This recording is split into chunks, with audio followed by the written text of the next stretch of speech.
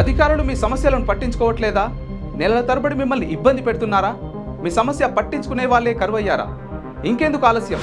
ఇప్పుడే రాష్ట్రంలో ఏ మూల నుంచైనా ఎక్కడి నుంచైనా డిస్క్రిప్షన్లో ఉన్న ఆన్లైన్ గూగుల్ ఫామ్ ద్వారా మీ సమస్యను మాకు తెలియజేయండి. మీ సమస్యను ఒక్క ఫోన్ కాల్తో క్యూన్యూస్ పరిష్కరిస్తుంది. మరిన్ని వివరాలకు 8499019929 నంబర్ను సంప్రదించండి. పబ్లిక్ వాయిస్, ఇది సామాన్యుడి ప్రశ్నాస్త్రం. నా హృదయపూర్వక వందనాలు. ఈరోజు ఒక బహుజన బిడ్డ కాంగ్రెస్ పార్టీలో కరుడుగట్టిన కాంగ్రెస్ వాది మా సంజీవ్ ముదిరాజన్న గారు అతని ఎదుగుదలను చూసి ఓర్వక ఎప్పుడో జరిగిన సంఘటనలు 2013లో జరిగిన సంఘటనలు ఈరోజు మళ్ళీ 2025లో పునరావృతం చేయడం అంటే అతని ఎదుగుదలను అడ్డుకోవాలన్న ఉద్దేశంతో ఈరోజు తొలి వెలుగు ఛానల్లా ప్రచురితం చేసిండ్రు. తొలి వెలుగు ఛానల్ అంటే రఘు ఛానల్ చాలా ప్రశ్నాత్మకంగా ప్రతి విషయాన్ని కూడా క్షుణ్ణంగా పరిశీలించి ఇస్తుంది అనుకున్నాం. కానీ ఈ విషయాన్ని చూస్తే చాలా బాధాకరం కలిగింది. ఎందుకొరకంటే సంజీవ్ ముదిరాజ్ అనే వ్యక్తి ఒకరిని మోసం చేస్తాడంటే మైనార్లో ఒక్కసారి వచ్చి ఎంక్వైరీ చేసుకోవాలి. అంత తొందరగా ఏదైనా కూడా ఒక విషయాన్ని మనము ప్రచురితం చేస్తున్నప్పుడు ఛానల్ మిత్రులందరికీ కూడా దయచేసి ఛానల్ మిత్రులందరికీ చెప్తున్నాను, ఏదైనా విషయం ఉంటే ఒకసారి పరిశీలించండి. అది నిజమా అబద్ధం అనేది తెలుసుకోకుండా తొందరగా ఏదో ఒకటి ఛానల్లో అప్లోడ్ చేయడం వల్ల మంచి వ్యక్తులకు అన్యాయం జరుగుతుంది. ఒక ప్రశ్నించే తత్వాన్ని కోల్పోతుండ్రు. ఎందుకంటే మీడియా అనేది మామూలు వ్యక్తులకు ఒక స్వేచ్ఛను కల్పిస్తుంది. అటువంటి మీడియానే మేనేజ్ చేయాలని చూస్తే ఇక ఎవరికి చెప్పుకోవాలి?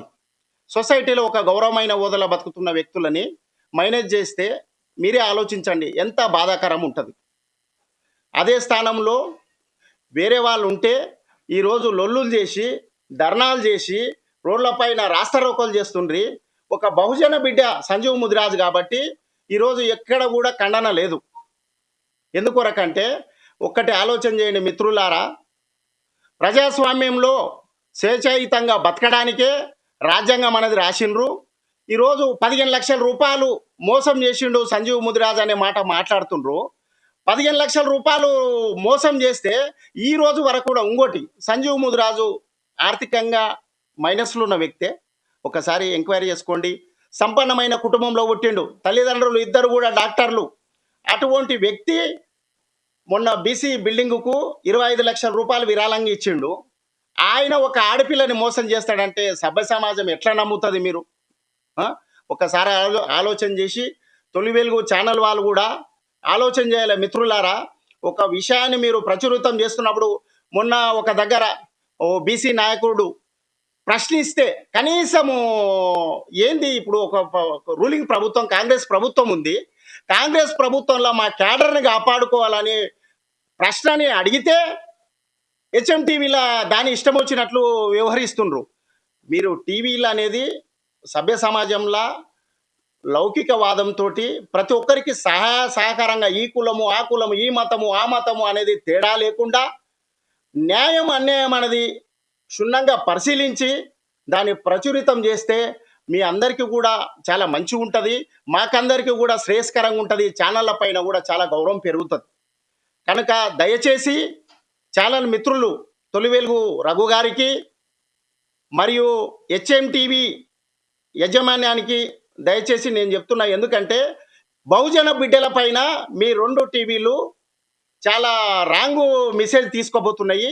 దయచేసి మళ్ళీ అటువంటిది పునరావృతం కాకుండా ప్రతి ఒక్కరిని కూడా మతము అనేది ఉండొద్దు, కులం అనేది ఉండొద్దు, ఏ ఇబ్బందులు లేకుండా ఎక్కడో జరిగిన విషయాలని డబ్బులు ఇచ్చేవాళ్ళు ఈరోజు సంజీవ్ ముదిరాజు ఒక్కడే బాకులు అప్పులు చేసిండా? ఒక్కసారి నువ్వు మైనార్లో వచ్చి ఎంక్వైరీ చేసుకోండి. సంజీవ్ ముదిరాజు ఎవరికన్నా బాకీ ఉన్నాడా అని. ఆయన వ్యవహార శైలి ఒక ఆవు లాంటి గోవు లాంటి వ్యక్తి. ఒకరికి అన్యాయం కాదు, ఈడ లొల్లి అవుతుందంటే ఆయన ఆడ దయచేసి నిలబడే వ్యక్తి కూడా కాదు. అది తప్పు, మంచి వ్యక్తిత్వం కాదు. అసలు లొల్లులు అనేదే భయపడే వ్యక్తిత్వం కలిగిన వ్యక్తి ఆయన. అటువంటి వ్యక్తి మోసం చేస్తాడంటే ఈ సమాజం ఎట్లా నమ్ముతుంది? దయచేసి ఆ యొక్క మెసేజ్ని ఆయన వెనక్కి తీసుకోవాలి. ఇటువంటివి మళ్ళా పునరావృతం కాకూడదు. మీరు ఇటువంటి పునరావృతం చేస్తే బహుజనులంతా ఏకం కావలసి వస్తుంది. బహుజనులు ఒక్కరే కాదు మిత్రులారా, ఓబీసీ అదర్ బ్యాక్వర్డ్ క్యాస్ట్ కూడా మాదే. ఎందుకంటే కోటీశ్వరులు ఉన్న రెడ్డి సామాజిక వర్గంలో కూడా మంచి వ్యక్తులు ఉన్నారు, ఈ సమాజానికి ఉపయోగపడే వ్యక్తులు ఉన్నారు. మొన్న తీర్మాన మల్లన్న కూడా జానారెడ్డి అన్న గురించి మాట్లాడతాడు. జానారెడ్డి అన్న చరిత్ర తెలుసా? జానారెడ్డి అన్న చరిత్ర తెలుసుకో ఒకసారి. తీర్మాన మల్లన్న సోషలిస్టు వర్గానికి చెందిన వ్యక్తి, ఆయన కష్టజీవి. అటువంటి వ్యక్తులను ఇప్పుడు ఒక సమాజానికి ఉపయోగపడే వ్యక్తులని మనం మైనస్ చేయాలని చూడొద్దు. ఈ కులం ఆ కులం అనేది నేను తెలంగాణ వాదిని, తెలంగాణ ఉద్యమకారుని. ప్రతి ఒక్కరికి ఎవ్వరికి అన్యాయం జరిగినా ఈ కులమే, ఒక బీసీ సామాజిక వర్గం అని కాదు, ఎస్సీ సామాజిక వర్గం అని కాదు, మైనార్టీ సామాజిక వర్గం అని కాదు, క్రిస్టియానిటీ సామాజిక వర్గం అని కాదు, ఎక్కడ కూడా మంచి వ్యక్తులకు అన్యాయం జరిగితే ఖచ్చితంగా నేను ఖండిస్తా, దాని విషయంలో మాట్లాడతాని కూడా ఈ ప్రెస్ మిత్రుల సాక్షిగా నేను చెప్తున్నాను. మిత్రులు దయచేసి ఇంకోసారి ఇటువంటివి పునరావృతం కాకుండా, ఈ మచ్చ అనేది ఆయన ఒక మంచి నాయకుడు సంజీవ్ ముదిరాజు, అటువంటి పైన మంచి నాయకుని పైన బురద జల్లాలని చూస్తుండ్రు. అది తప్పు వ్యవహారం కనుక దయచేసి ఇటువంటివి ప్రచురితం చేయకండి. ఇంకా ఈ విధంగా గాన ప్రచురితం మళ్ళీ గాన అయ్యిందంటే మాత్రం ఖచ్చితంగా మూల్యం చెల్లించుకోవాల్సి వస్తుంది. కనుక దయచేసి మీ అందరికీ కోరుతున్నాను. అయితే అగ్రవర్ణాల నాయకులే అదే ముద్రాజు బిడ్డను అడ్డు పెట్టుకొని ఆయనను వివాదాలకు లాగుతున్నారంట, ఏమంటారు? తప్పు అది మీరందరూ ఆలోచన చేసి మాట్లాడడం మాత్రము. అగ్రవర్ణాల వ్యక్తులు సంజీవానని బయటకు గుంజుతున్న అనేది తప్పుడు మాట. మా బహుజనులే, మా బహుజన జాతిలో పుట్టిన వాళ్ళే మాకు శత్రువులు. మా వాళ్ళు ఏం చేస్తారో కొందరు అమ్ముడు పోయి మనోళ్ళు ఎవరన్నా ఎదుగుతుండ్రంటే వాళ్ళని కాలు బట్టి గుంజాలని చూస్తారు. ఇది బాగా ఆలోచన చేయండి ఆయన. ఒక వ్యక్తిత్వం అగ్రవర్ణాల ఉన్న ఒక కప్పల డబ్బా ఉన్నదంట, ఒక బహుజనులంతా ఒక కప్పల డబ్బా ఉన్నదంట. దానికి క్యూ న్యూస్లో పనిచేయటకు వీడియో ఎడిటింగ్ మరియు ఎస్ఈఓలో అనుభవం గల జూనియర్ ఎడిటర్స్ కావాలను సంప్రదించవలసిన నెంబర్ 8688926084.